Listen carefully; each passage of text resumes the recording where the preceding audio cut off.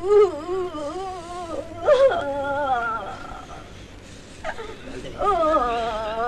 young woman, pregnant, in terrible pain, neglected.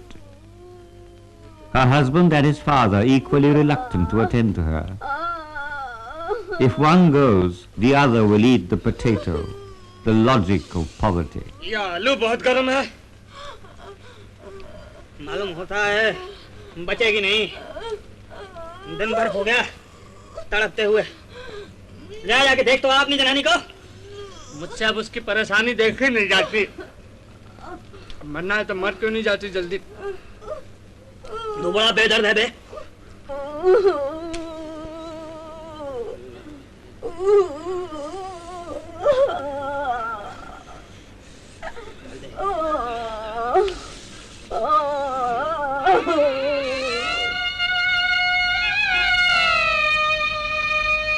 The young woman dies.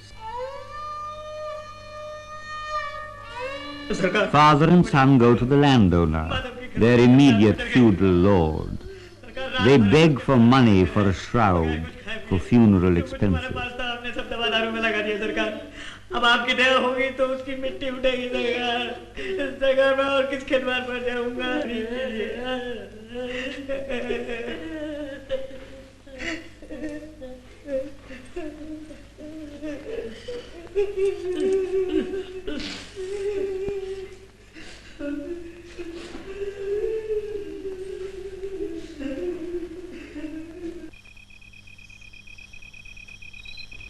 They drink away the funeral money, indulge in maudlin philosophizing about death. Their thirst is far more important than death. This, after all, is life. कफन का क्या है, वो तो जली जाता, बहू के साथ तो जाता नहीं। और जो दादा उन्होंने पूछा कि कफन कहाँ है, तो कह देंगे आंटी से पैसे खिसक गए, बहुत ढूंढा नहीं मिला। भाई अच्छी सी बेचारी मरी भी तो खूब खिला पिला कर। और दादा हम लोग भी तो एक दिन मर के ऊपर जाएंगे, तब। और जो उसने हमसे पूछी कि कफन क्यों नहीं दिया, तो क्या कहोगे? क्यों खाम खा परेशान हो रहा है? उसे कफन मिलेगा। कौन देगा? वही लोग देंगे जिन्होंने अब कह दिया है। और रुपए हमारे हाथ में नहीं आएंगे। सुन, अगर वो रुपए हमारे हाथ में आ जाएं, तो फिर दादा तो फिर तीसरी बार कफन मिलेगा। The writer of this short story is not unsympathetic towards his characters. He wants us to see the brutishness of the feudal system which produces such grotesque tragedy.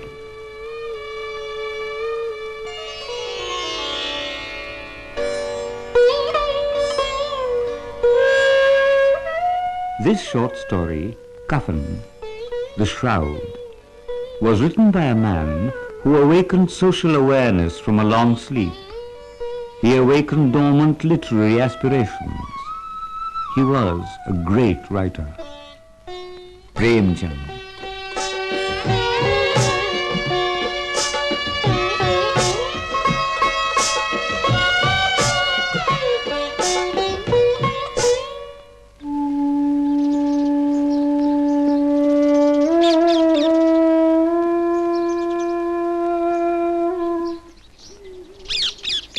This is the village of Lamai near Banaras. It was here that Premchand was born on the 31st of July, 1880.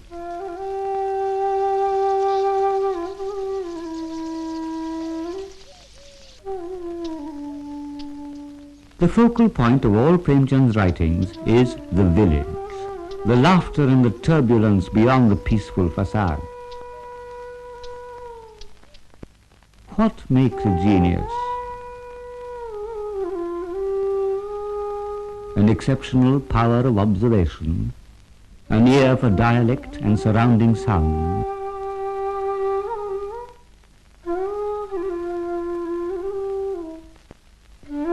does the eye or the mind of the child unconsciously absorb what the writer in a future time will consciously shape into powerful prose? There is a mystery here. All we know is that Premchand went to a village school where he had a rudimentary education. His name was Dhanpat Rai Srivastav, but he was fondly called Nawab by his family. बेटा महाराणा प्रताप बहुत वीर राजा थे, हैं?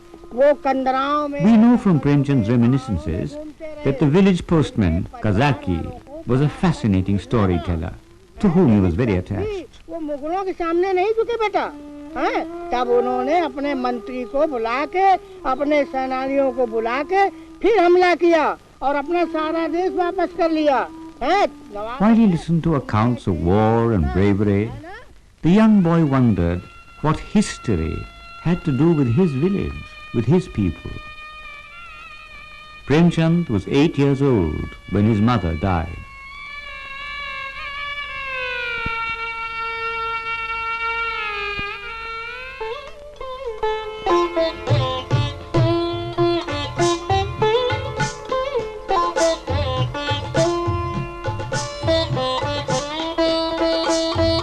Premchand's father, Ajay Lal, was the village postmaster, a sincere, honest and religious man.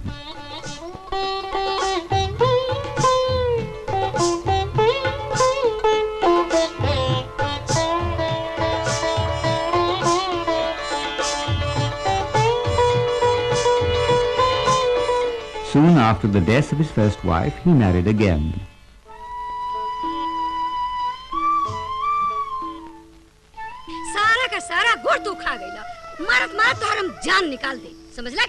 Stepmother was somewhat quarrelsome. नवाब, लिखत हुआ बचवा, लिखत. Don't worry, my boy. Keep writing.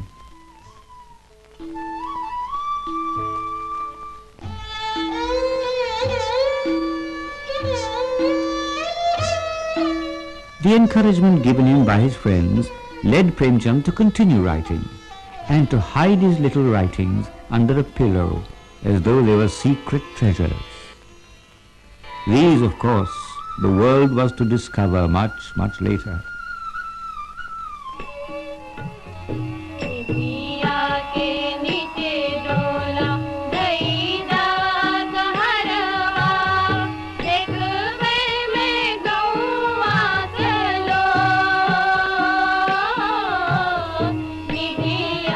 At the age of 15, a marriage was arranged.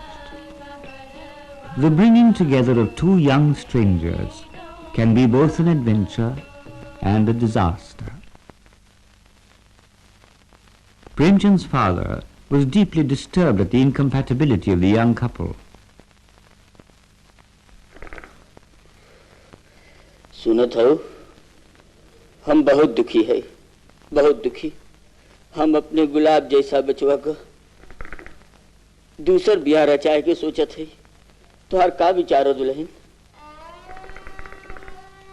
जानत है तू को जो सोचत हो, लेकिन हमार दुख बढ़त जात हो दुल्हन. For a long time, Premchand was silent, confused, stricken by conscience.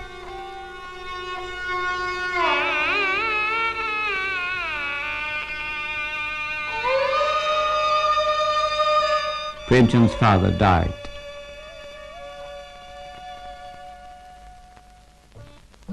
Premchand was now the only possible breadwinner. He walked barefoot to the houses of parents who could pay him to teach their children. All this to support his education at Queen's College.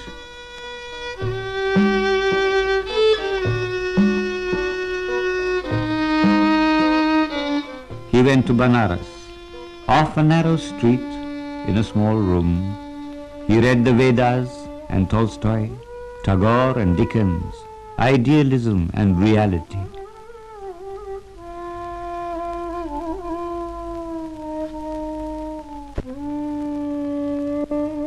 Readers, and indeed writers, have often wondered at the evocative and living dialogue that Premchand wrote. ये देख चावल भी नहीं चौरो नहीं भी नहीं आवला खाए के चाहे चिकन और पहले के चाहे महीन His wife and his stepmother frequently quarreled. The apparently trivial subject of the argument and the nature of its expression was vividly recorded in his mind.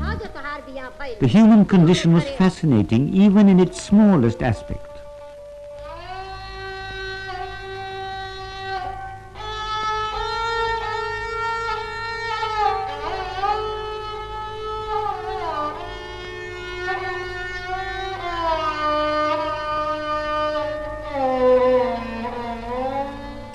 He once picked up a book on mathematics and went to sell it. He needed the money.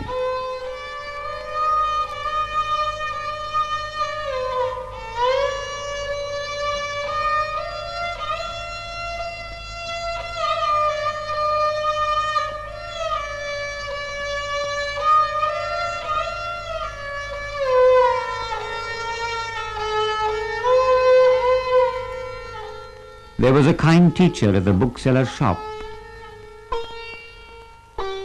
He heard vaguely of the offer to be a schoolmaster. In a state of near entrancement, he ran towards knowledge and experience.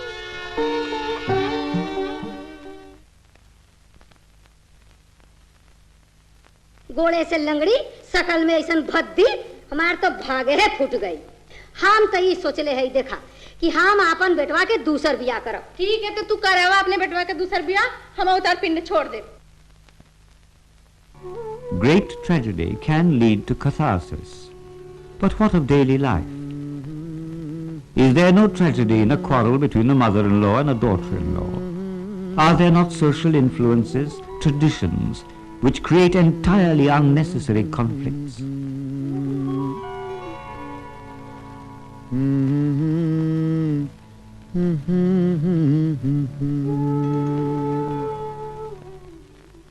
मेरी jeep में आग लगी न जाने कहां से झगड़ा मैंने खड़ा कर दिया कहीं ऐसा ना हो कि चल दें भाभी भैया को मेरा प्रणाम करना अरे कहां चल दिए मैं तुम्हें जाने नहीं दूंगी Premchand writes a story of a wife who creates friction between two brothers. The younger brother, out of affection and respect for his brother and his sister-in-law, decides to leave home. Peace at any cost. But it is the woman who brings the brothers together, a realization of the togetherness of a family. Suddenly, a difficult woman becomes a heroine. For those who think of Premchand as a somewhat grim writer, it is recorded that when he laughed, even the cobwebs in dead houses quivered. His friends found him a humorous and compassionate inspector of schools.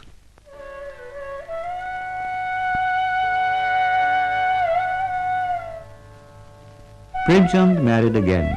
When he married Shivrani, a child widow, the orthodox were outraged. But Premchand looked quietly out of his glasses and ignored them. His vision was different.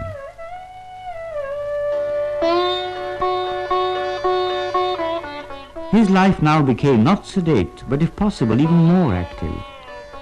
The short story opened out into the vast unknown of the novel.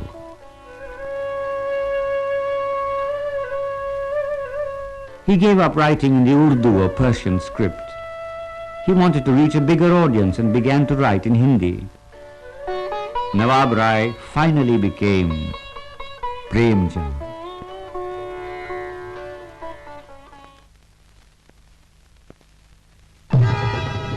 Why are we so indignant when untouchables are thrown out of temples? Where were our parents and our grandparents and our leaders when Premchand spoke out 50 years ago?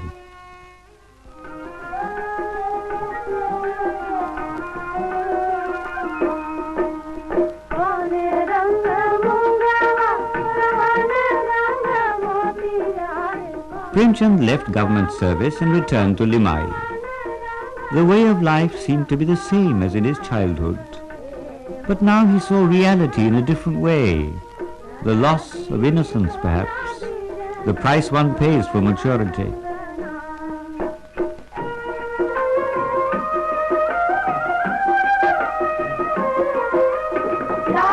Hira Moti, a pair of bullocks, immortalized in their hopes and aspirations, wondering at the love and the infidelity of men.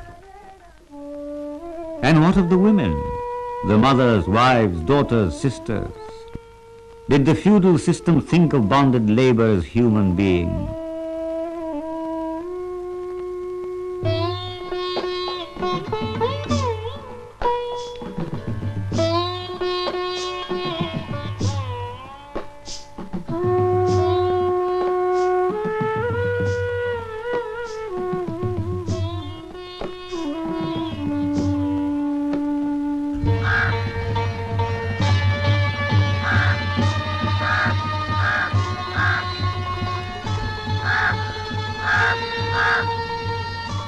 It has been said that men are cowards in the face of feudal authority, not because they fear for themselves, but because the landowner attacks the entire family, the community. People do not necessarily submit out of cowardice, but out of helplessness. कौनो साल बाढ़, कौनो साल सूखा, और zone कुछ बचला भाई, वो जमींदार साहब उठा ले जालन। अब तो किसानी में भाई कुछ ना धरन। नहीं भैया ऐसा बात नहीं। For Premchand, किसान किसान the world was a village of human emotion. His anger was anger against injustice. As a writer, Premchand knew he could not change the world, let alone entirely change a village. But he could make people think and feel. Before he died at the age of 56, in 1936, Premchand wrote his best-loved novel, Godan. होरी महतो क्या 3 साल का लगान बकाया अभी तक चल रहा है। मुनीब जी, होरी के खेत से वसूल कर लो। जो आज्ञा हुजूर। अबे जरा ठीक से। In despite of his developing illness and financial difficulties, he continued to love his characters. He never condemned weakness, he understood it. The feudal lord can persecute Hori. Hori is the protagonist or anti-hero of Premchand's novel Godan. The moneylender has sucked the life out of him. From a proud kisan, a farmer with his own, very own 2 acres of land, he has been reduced to being a laborer for daily wages. Hori is the classical victim of feudal cruelty.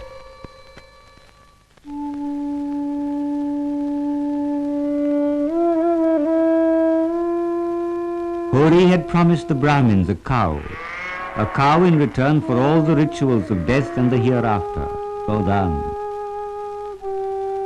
Hori dies, thinking not of his family, but of shame, because he has not lived up to the tradition of his forefathers.